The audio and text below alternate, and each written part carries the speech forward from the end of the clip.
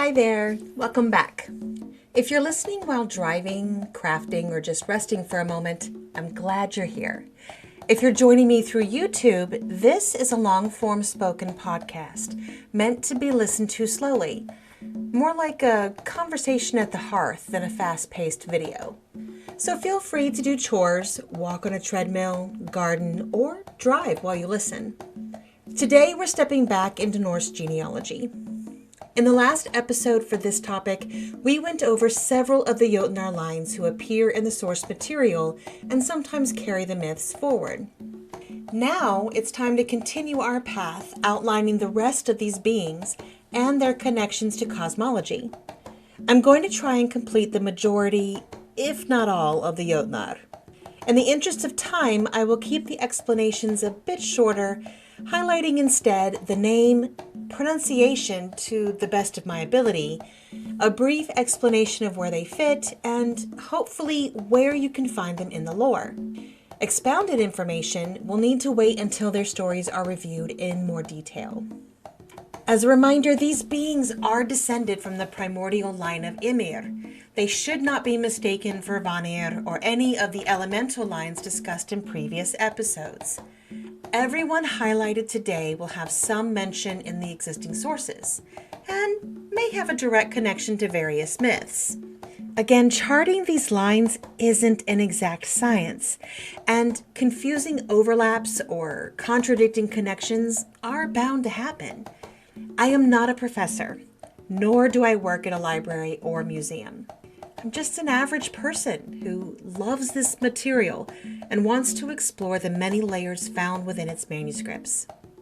If ever you want to deep dive further than I offer, there are many wonderful creators and sites that have spent decades building exhibitions and lectures for your enjoyment. Please do visit them for yourself and feast on the amazing offerings they present. I have done what I can to connect names mentioned specifically in the lore for the Jötnar together. When a name or word comes up that originates in something other than modern-day English, I will try to pronounce it and then spell it out for you. If I miss anyone, please feel free to let me know so I can go back and add them into the chart for later.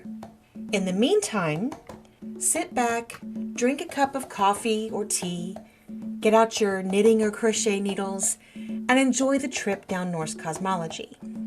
Whether you're a solitary or a group practitioner, brand new to the path, or simply finding your way back again, you're welcome here.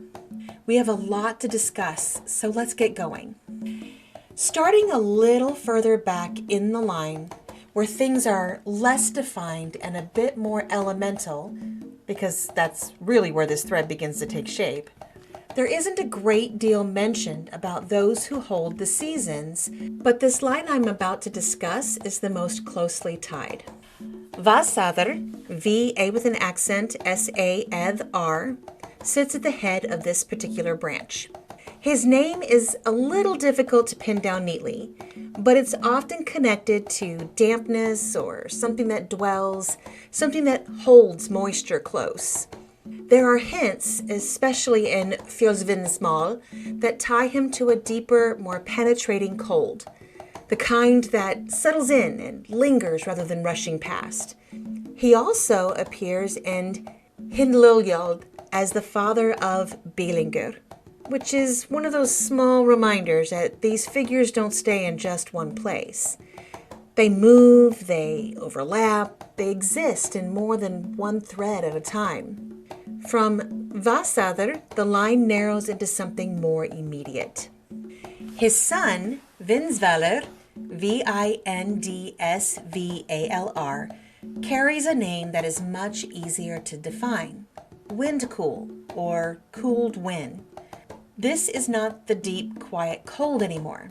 This is the kind that moves, the kind that cuts across your face and makes itself known whether you're ready for it or not.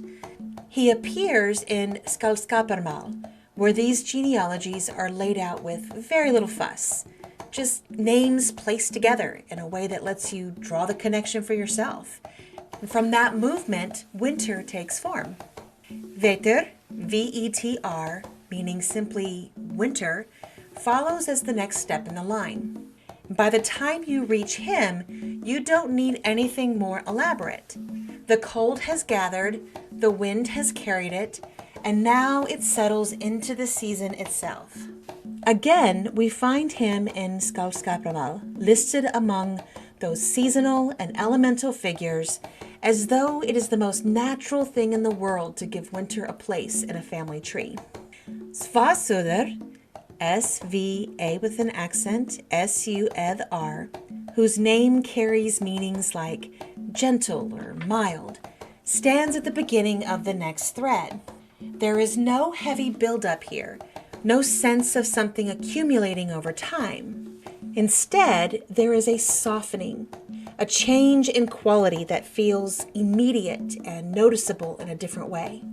From him comes Sumar, simply summer, S-U-M-A-R. As you can see, the lineage here is shorter and more direct. Placed beside the winter line, the contrast becomes really clear. Winter builds through layers of cold and movement, while summer emerges from gentleness in a single clean line. Neither is more important, but they move differently, and the genealogy allows that difference to exist without trying to smooth it out. Before we step into autumn and spring, it's worth pausing for a moment, because these two don't sit in the same way in the older material. Unlike winter and summer, which are clearly named and placed in the genealogy in sources like Skaldskaparmál, autumn and spring don't have that same firm footing in the early Norse texts. There isn't a direct lineage given for them in the way we've just seen, and that absence is noticeable. Part of that may come down to climate. In northern regions, the year tends to stretch between long winters and a more dominant summer, with the transitions between them feeling shorter, less distinct, and sometimes less emphasized in daily life. What we think of in the lower latitudes as spring and autumn often show up in materials dated later, either as reconstructed ideas to complete the seasonal cycle, or through influences like beads writings and the work of the Grimm brothers. So as we move into these next names, it helps to think of them a little differently, not as firmly rooted in the earliest layers, but as part of how the cycle was later filled in and understood. For me, living in a place where autumn has a fuller, more distinct presence, I find myself gently reconstructing this part of the cycle so that it reflects the rhythm I actually experience. And within that space, Haust, H-A-U-S-T, steps forward as autumn or harvest. He does not appear in the older Norse sources in this way, and there isn't a clear lineage to point back to. So this becomes a piece of personal reconstruction, a way of giving shape to something that is felt even if it was not formally recorded. The name carries its meaning so clearly on its own, that sense of gathering, of slowing, of taking in what is grown and deciding what is worth keeping as the year begins to turn. In my opinion, that space is not something that needs to be corrected, but rather something that can be thoughtfully filled. Not as a strict claim that this is how it must have been in the earliest sources, but as a way of honoring a season that is undeniably part of my current lived experience, even if it was not emphasized in the same way in the older texts. You see something similar in other traditions as well. In Welsh lore, Mabon appears as a figure tied to youth and return. And in more modern practice, particularly within the Wiccan Wheel of the Year, his name becomes associated with the autumn equinox. It is not a direct one-to-one carryover from the older sources, but rather a thoughtful adaptation, a way of connecting an existing figure to a seasonal moment that needed a name and a place within the cycle. So for my own Norse practices, Haust settles in here as a kind of UPG turning point, where motion begins to slow into reflection, where the outward growth of summer gives way to something more inward as final harvesting and winter preparations kick off. By the time you reach Haust, the pattern feels complete in a different way. Not because it was written that way from the beginning, but because it has been shaped to match the rhythm of the world I am actually standing in. Your mileage may vary. Spring ends up mirroring the same kind of space placement that autumn does, living somewhere where it actually unfolds instead of just slipping in for a week or two. It feels natural to give it a place in the cycle rather than letting it sit as an afterthought. Within that space, Eostre, E with an accent, O-S-T-R-E, or Ostara, O-S-T-A-R-A, is the name that tends to rise to the surface. She isn't in the Eddas, and she doesn't belong to the Norse genealogies in any formal sense. So this isn't a continuation of that same line we were just following. Instead, she comes to us through other Germanic sources, most clearly through Bede in The Reckoning of Time, where he mentions a springtime month named for her, and later through Jacob Grimm, who picks up that thread and works to flesh it out within a broader Germanic context. She's not a fully preserved figure in the way some others are, but she's also not something pulled from nowhere. There's just enough existing material to suggest she may have once been part of how people understood the turning of the year. Her name itself does a lot of the work. It ties back to dawn, to the east, to that first returning light that doesn't arrive all at once, but slowly, steadily, until one day you realize the dark has loosened its hold. And that feeling is so specific, especially after a long winter, that it almost asks to be named. Much like Haust, this becomes less about trying to reconstruct something perfectly as it was, and more about placing something carefully where it makes sense now. Not forcing it into the older structure, but letting it sit alongside it, in conversation with it. When Eostre settles into that place, she feels like the natural beginning after everything has gone quiet. Not loud or dramatic, just the gradual return of movement, of warmth, of things starting to rise again. And by the time you reach her, the cycle feels whole in a way that isn't dependent on everything coming from the same source, but from each piece reflecting something true about how the seasons are actually lived. Followed in this order from Valsadr all the way through Eostre, the genealogy starts to feel less like a record and more like a rhythm. Each name hands something forward, sometimes in layers, sometimes all at once. And the world those names describe keeps moving, whether anyone is watching it or not. Let's move into something a little more raw and elemental here. The genealogy doesn't stay neatly categorized for every line anymore. It starts to feel like the cosmology itself is being traced through names, as another kind of inheritance for world building. We begin at the top with Hreysvelgr, H-R-S-V-E-L-G-R, a name that translates to corpse swallower, which is already one of those names you don't forget once you've heard it. He appears in Gylfaginning, described in a way that is more image than character.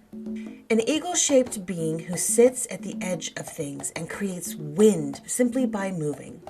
There's no personality here in the human sense, no dialogue or intention to follow.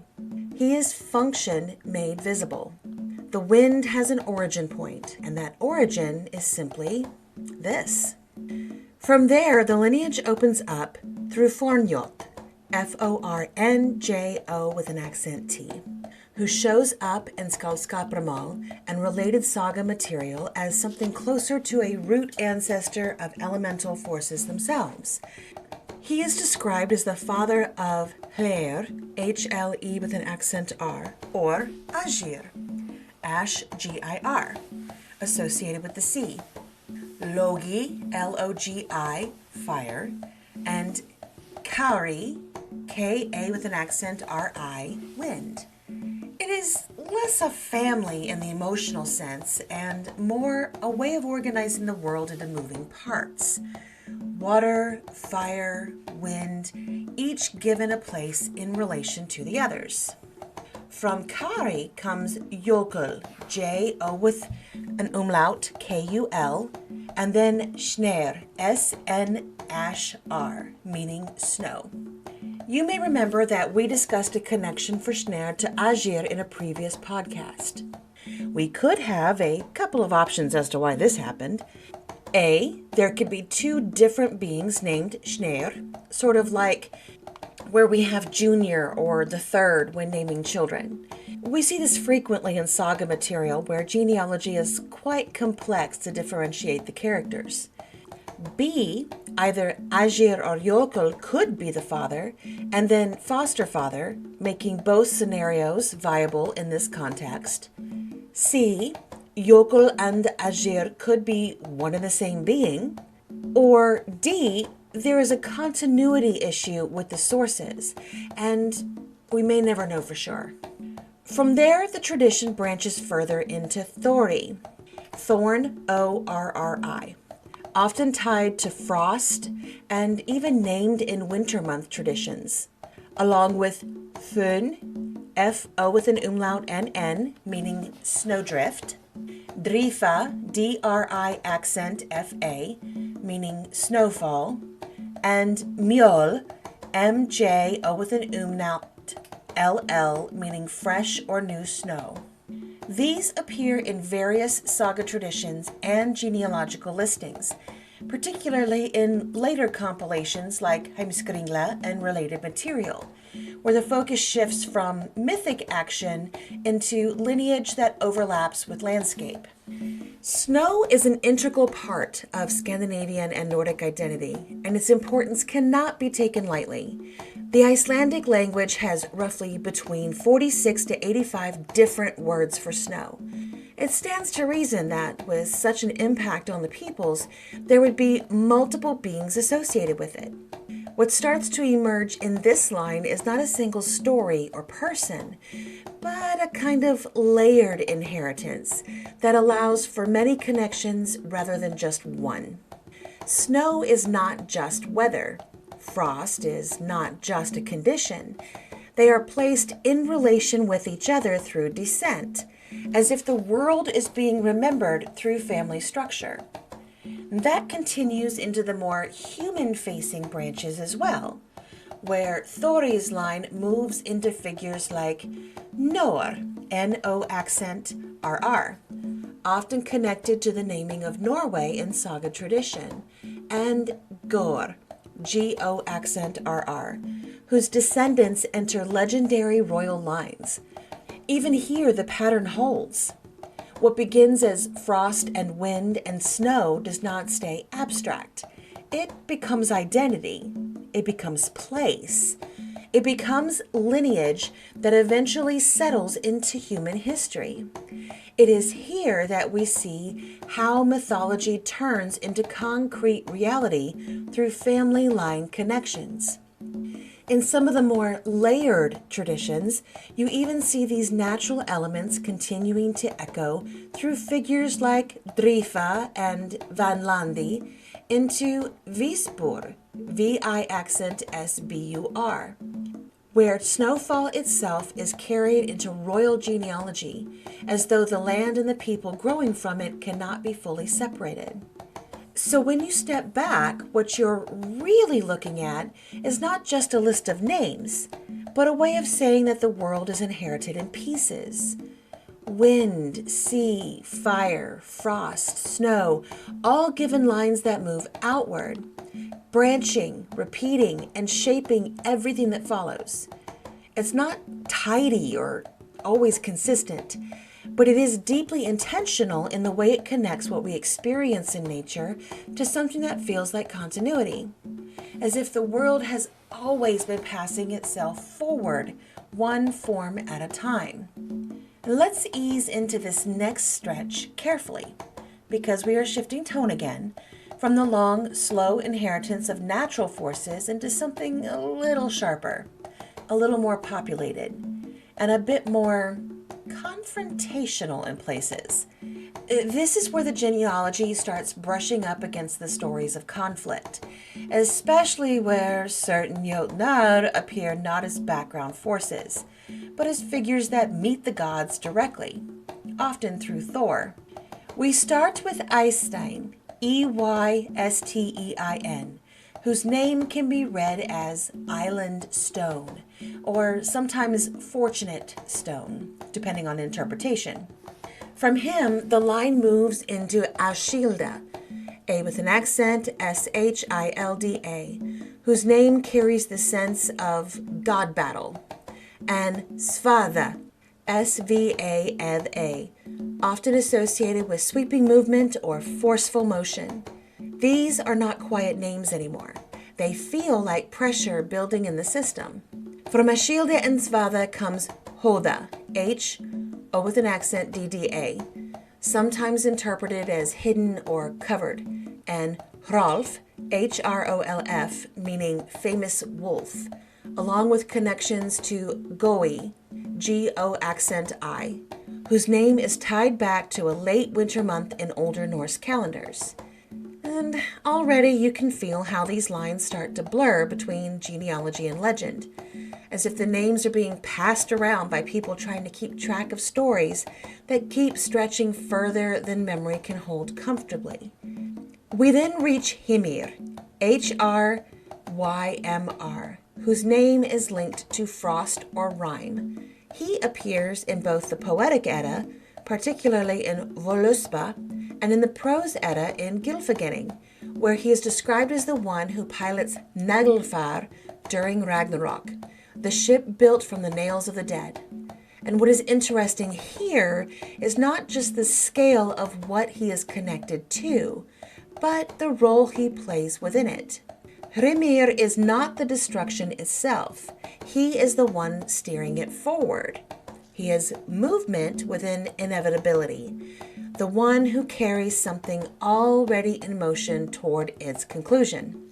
From there, we shift into something more conceptual again with Eili, Elli, meaning old age. She appears in Gylfaginning during the episode of Utgard Loki's challenges, and she stands out precisely because she is not a person in the usual sense. She is a condition, an inevitability given form.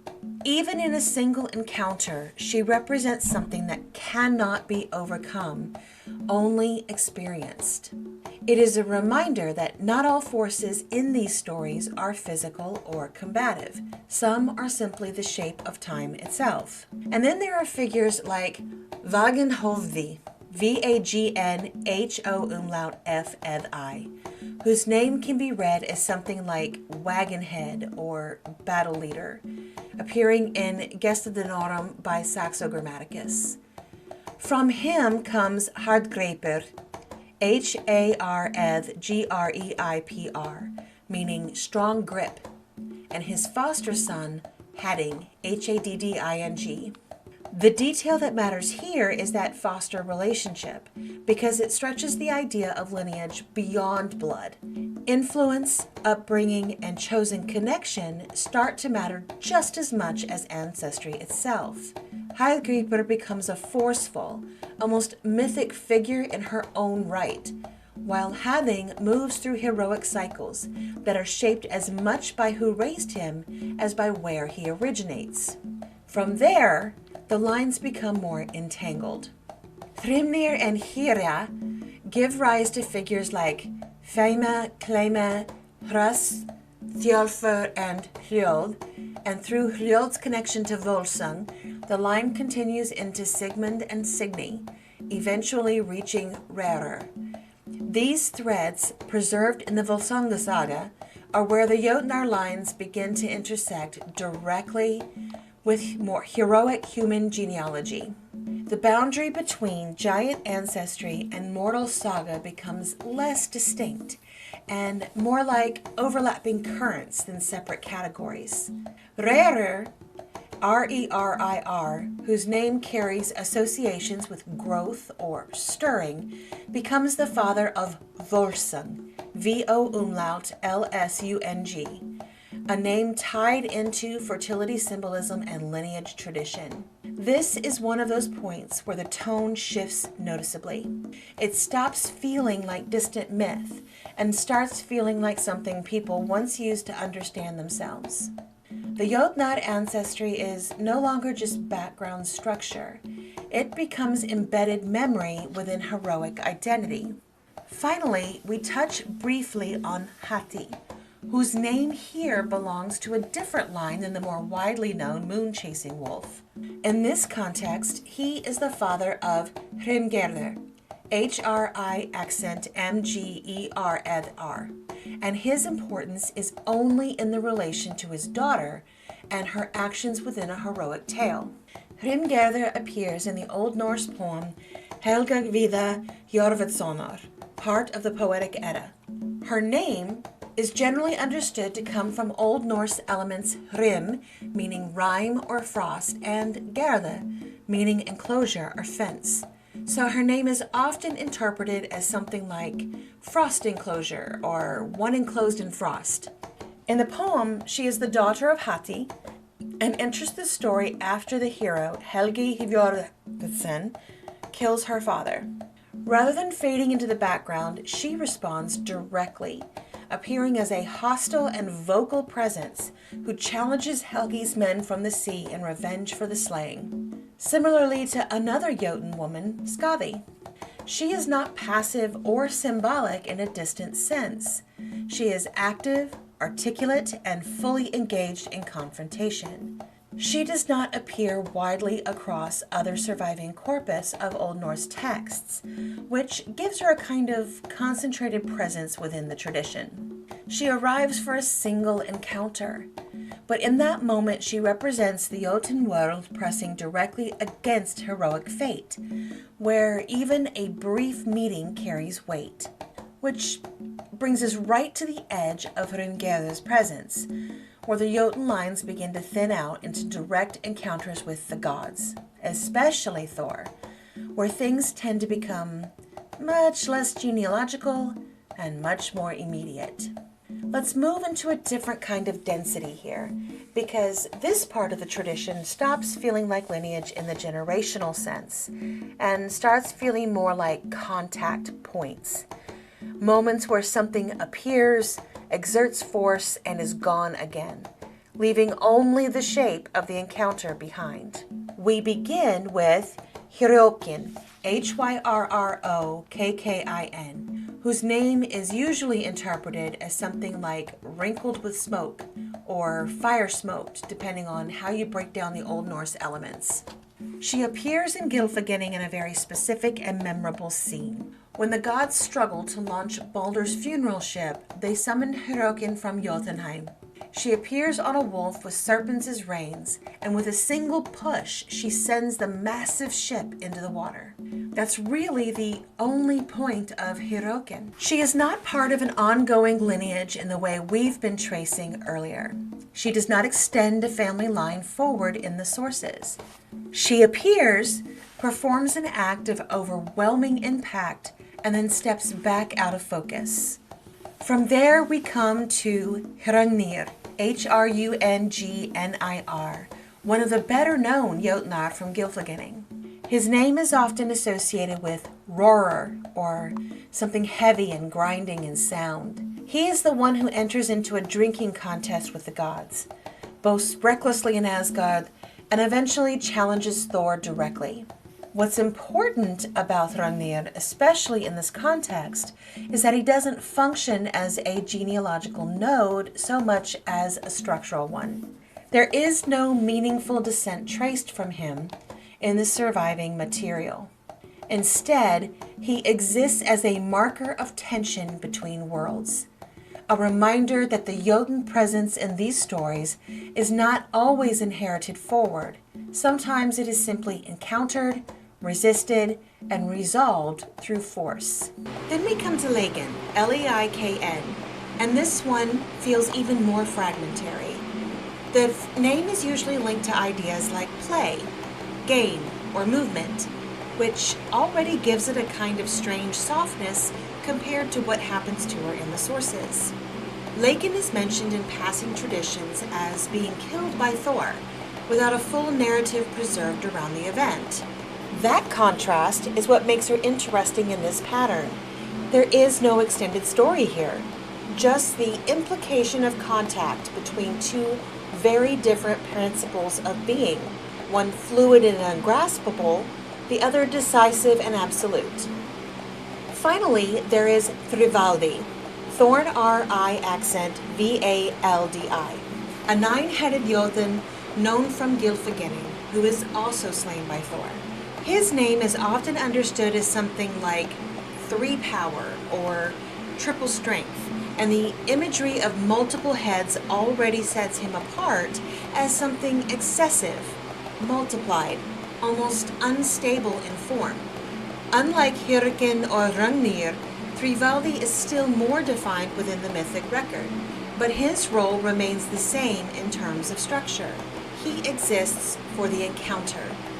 When you place all of these together, what starts to emerge is a pattern that feels different from the genealogies we were following earlier. This is not inheritance in the sense of continuation. It is inheritance in the sense of impact. These are figures that do not always move forward through descendants or branches, but instead mark where force meets force, where something enters the world, changes it, and then steps out again, leaving only the echo of what happened behind. This final stretch really feels like the place where the genealogy starts to loosen completely, where names still matter, but what they do matters more than any sense of clean inheritance.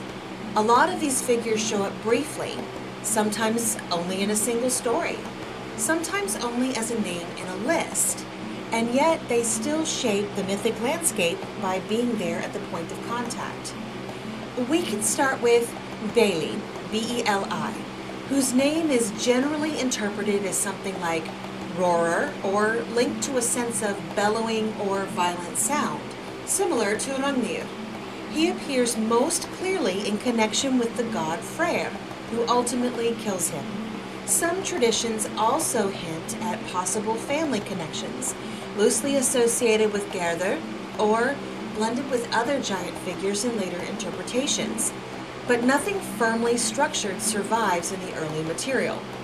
What remains consistent is his role as an obstacle, a pressure point in Freyr's story we have lost rather than part of a continuing line. Then we move to Hrimgrimnir, H-R-I accent M, G-R-I accent M, N-I-R, a name that breaks down roughly into Hrym, meaning rime or frost, and Grimnir, often interpreted as masked one or hooded one. He does not appear as an active character in the preserved myths, but his name is used in Skirnismal as a threat when Skirnir is attempting to force Gerður into union with Freyr. In that moment, Hrimgrimnir is less a being and more an invoked consequence, a way of making the unseen world of giants feel immediate and unsettling. Moving into more obscure ground, we find Egthir, E-G-G, Thorn, E accent, R, whose name is often understood as something like edge servant or blade attendant. He appears in poetic references connected to Ragnarok traditions, sometimes described as sitting and tending the giants, watching the world's end unfold. He is not elaborated on in narrative form, but instead exists as a positional figure, placed at the boundary of events rather than within them. Then there is Mogdrasir, M-O-G, Thorn R-A-S-I-R, a name whose meaning is uncertain, but is often interpreted as something like descendant of Thrasi or line of survivors. He is sometimes linked to the ancestry of the Norns in later interpretations. or at least placed near that conceptual space where fate and genealogy overlap. In Voluspa, there are echoes of post-cataclysmic human lineage that scholars sometimes connect loosely to figures like this, though nothing is fully explicit. He feels less like a character and more like a suggestion that survival itself has ancestry. Then we step into a more intellectual confrontation with Vafthrudnir, V-A-F, thorn R-U accent, Eth-N-I-R, whose name can be read as Mighty Weaver or Strong in Riddles. He appears directly in Vafthrudnismal, where he engages Odin in a contest of knowledge. His presence is defined by wisdom and endurance rather than violence. Alongside him, his son Im, I accent M, whose name is brief and elusive, sometimes associated with something like vapor or mist, appears only in genealogical passing. No story develops from him. He simply exists as a quiet continuation that never expands into narrative focus. From there we move to Midvitnir, M-I-D-V-I-T-N-I-R, whose name can be read as Middle Knower, followed by Sokmamir, S-O umlaut K-K-M-I accent M-I-R, often interpreted as Sunken Mimir. These figures tend to live outside the main poetic narratives and appear more in genealogical or interpretive traditions. What connects them is not action, but implication, knowledge that feels submerged, not readily accessed, something held below the surface rather than spoken openly. And then we reach the more cosmically charged pairing of Surtr, S-U-R-T-R, and Sinmara, S-I-N-M-A-R-A. Surtr, whose name is usually understood as Black One or Dark One, appears in Voluspa and Gylfaginning as a central figure in Ragnarok, wielding fire as the world ends.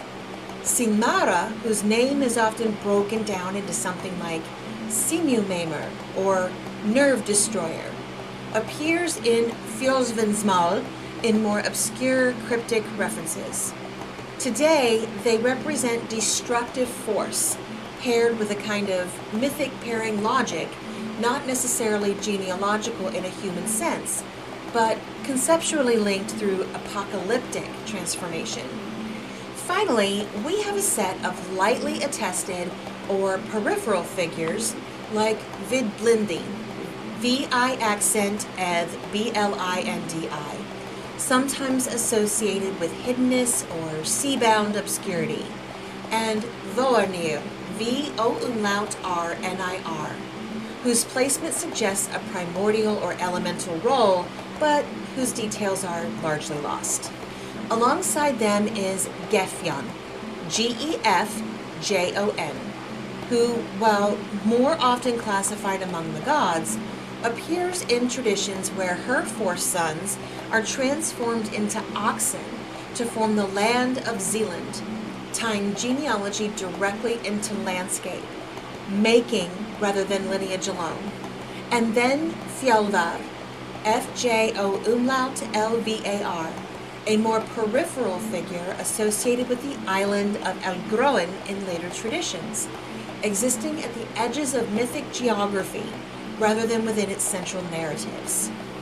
Taken together, what you start to see here is not a continuous family tree, but something more like a map of influence, a rhythm of the cosmos encoded in names, ancestry, and function. Every figure, whether a mighty ancestor or an obscure marginal note, contributes to the pulse of the world and the cosmology. Some pass along cold and warmth. Some test the gods. Some quietly maintain the balance. These beings act, threaten, are spoken as warnings, and some barely exist beyond dimension. But each one marks a place where the mythic world touches something real enough to leave a trace, even if that trace is only a single moment, a single encounter, or a single word preserved in passing. When you read it aloud, you can feel the universe in motion. The Jötnar line as both inheritance and possibility. By the time you step back from these genealogies, you realize that the myths themselves aren't just stories. They're manifestations of these threads of force, survival, and potential. The Jötnar line shows us that even in absence, in the quiet corners of glosses and minor mentions, there's movement, life, and purpose. It's a living, breathing network waiting for us to notice the patterns and ponder the possibilities. Thank you for sitting with me today as we closed out the Jötnar genealogies. Next time, we'll dive into the liminal edge lines and discuss outdwellers while continuing our wander through Norse mythology.